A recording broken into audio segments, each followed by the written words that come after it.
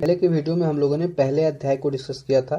जिन लोगों ने पहले की वीडियो नहीं देखी है, नीचे डिस्क्रिप्शन से आपको प्लेलिस्ट का लिंक मिल जाएगा, वहां से आप पहले के वीडियोज को देख सकते हैं। ठीक है।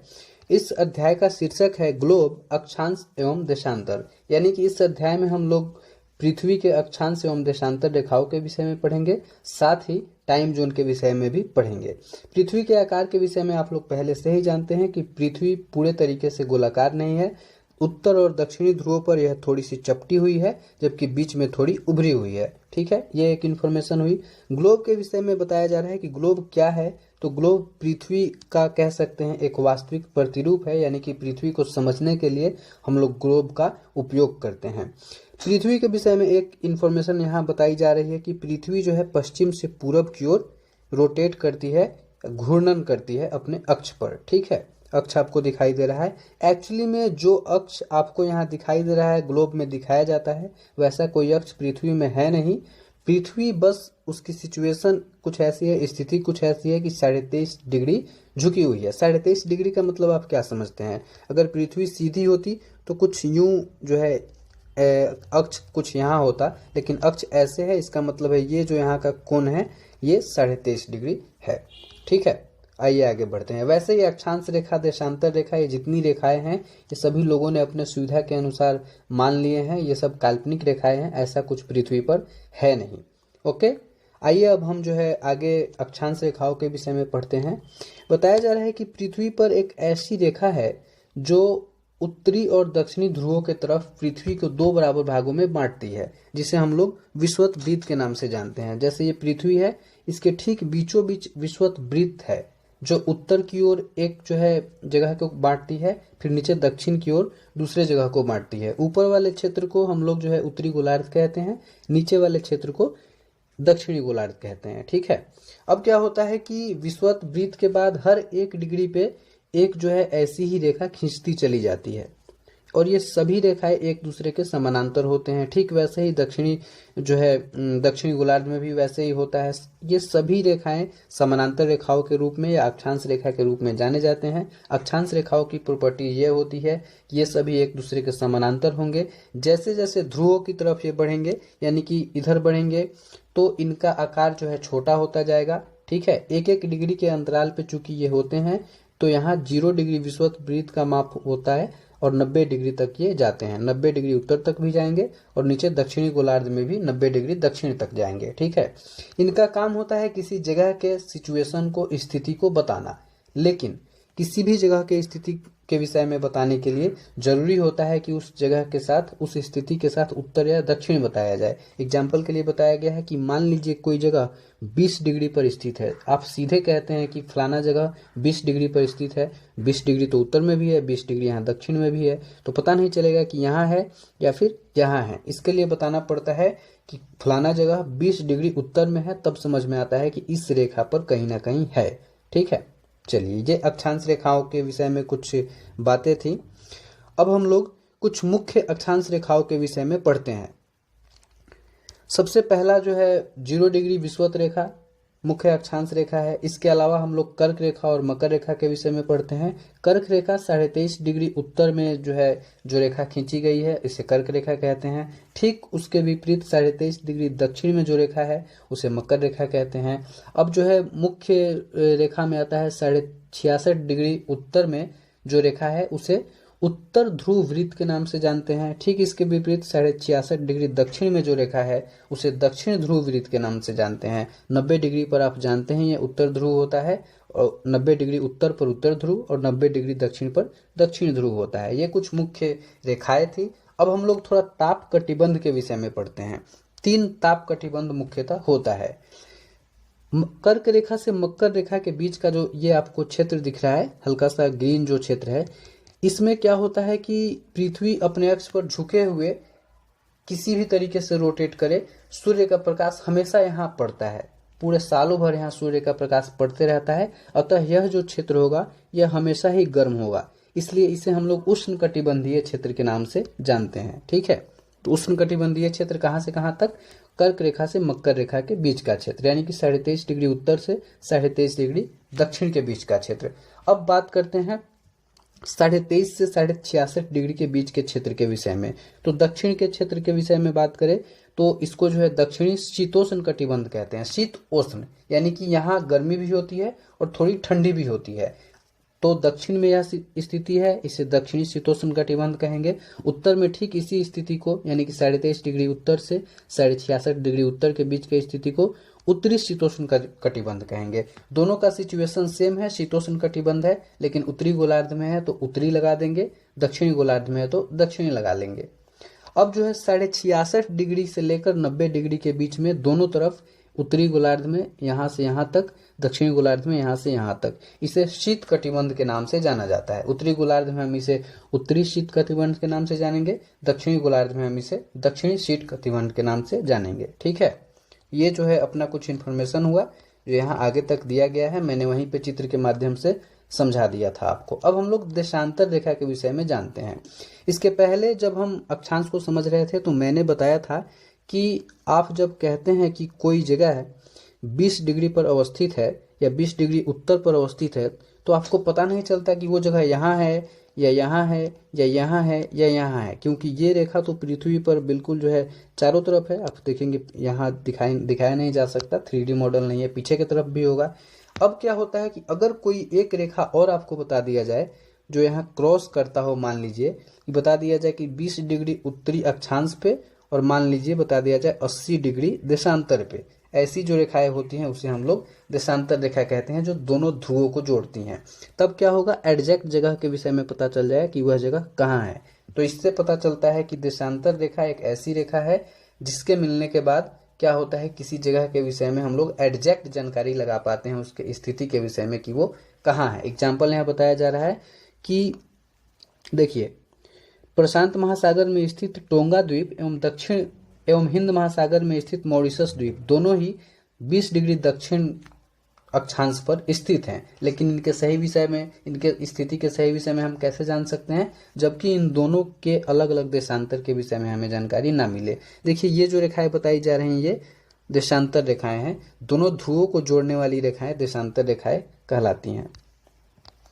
आइए आगे समझते हैं। कहा जा रहा है कि देशांतर रेखाओं के बीच के दूरी को देशांतर के अंशों में मापा जाता है।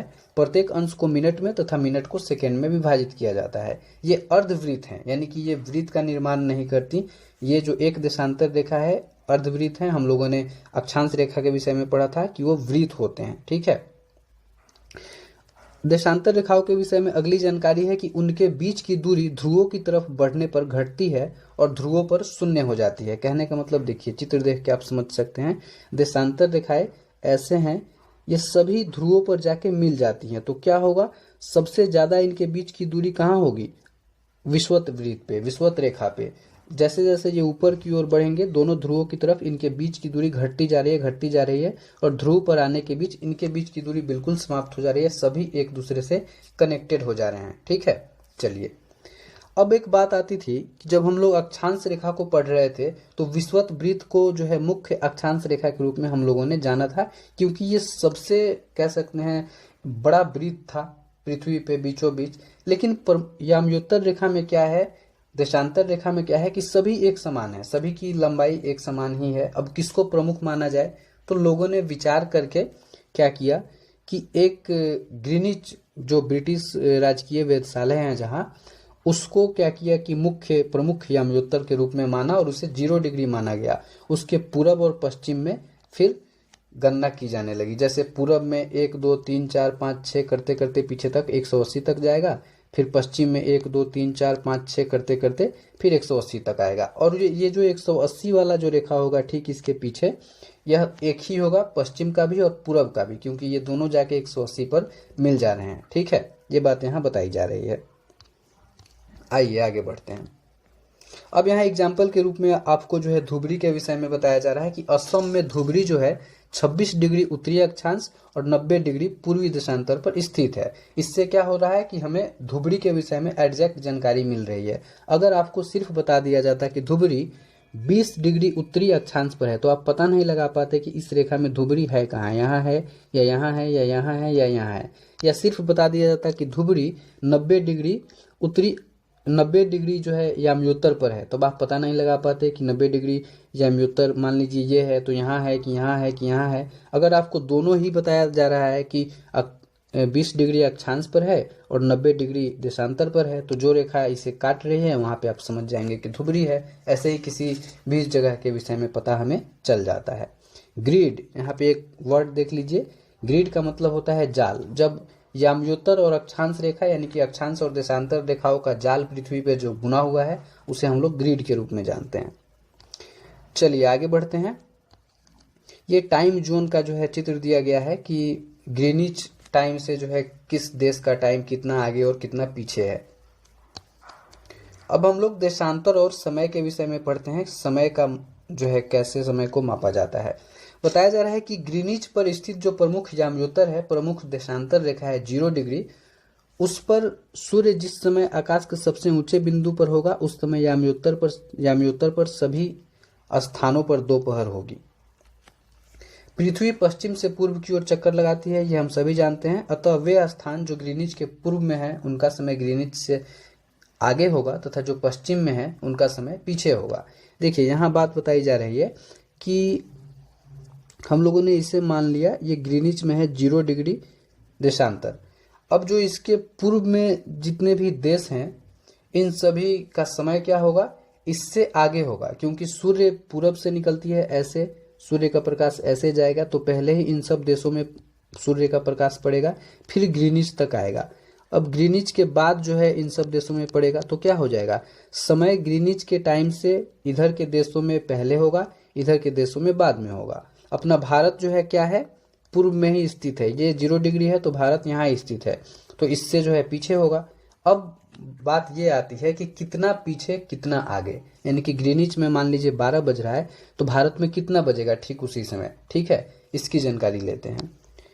देखिए बताया जा रहा है कि पृथ्वी अपने अक्ष पर 24 घंटे में कितनी घूमती है, 360 डिग्री, यानी कि 360 डिग्री घूमने में उसे समय लगता है 24 घंटे। तो 1 घंटे में वह कितना घूमेगी, 15 डिग्री घूमेगी। वैसे ही 4 मिनट में कितना घूमेगी, 1 डिग्री घूमेगी।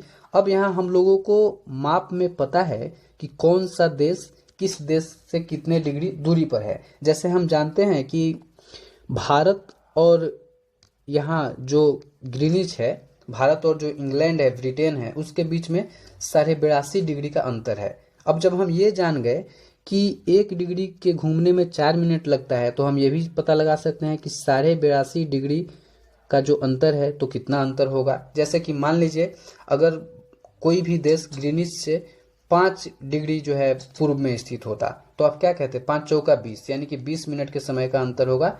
यहाँ जो है 20 मिनट पहले ही सूर्योदय हो जाएगा, यहाँ 20 मिनट बाद होगा। वैसे ही अगर 82.5 डिग्री है तो 82.5 को 4 से गुना कर दीजिए, फिर आपको निकल के आएगा 5.5 घंटा।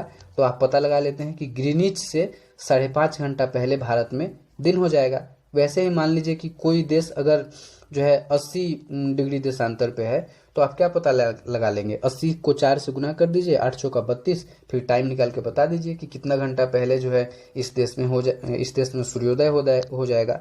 ठीक ऐसा ही मान लीजिए ये ग्रीनिच है, यहाँ पे कोई देश है 20 डिग्री, ग्रीनिच के 20 डिग्री जो है पश्चिम में बाद में, तो यहाँ सूर्य का प्रकाश कब जाएगा, 20 चौका 80 मिनट बाद जाएगा। 1 घंटा 20 मिनट जो है लेट टाइम होगा वहाँ का।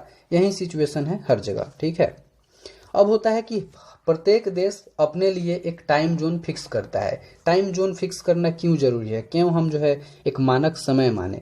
अगर हम रेलगाड़ियों की बात करें तो एक ही देश में, जैसे अपने देश का विस्तार देखिए, 68 डिग्री पूर्व से 97 डिग्री पूर्व है, लगभग जो है 30 के आसपास जो है अपने देश का है। तो 30 चौका 120, यानी कि 2 घंटे का अंतर हो जाएगा अगर एक समय नहीं मानेंगे तो। ठीक जो है इस समय यहाँ जब सूर्योदय होता है तो इसके 2 घंटे बाद जो है यहाँ होता है। इसलिए देश में एक टाइम जोन बना दिया जाता है। मान लीजिए रेलगाड़ी यहाँ से यहाँ तक जा रही है तो बीच में समय ना बदल जाए। ठीक है, और ये मानक समय कैसे बनाया जाता है, देश के ठीक बीचों बीच, यानी कि अगर 30 डिग्री का अंतर है तो ठीक बीचों बीच 15 डिग्री का समय निकाला जाएगा, ताकि ना कि ज़्यादा इधर समय का अंतर दिखे, ना ही ज़्यादा इधर समय का अंतर दिखे।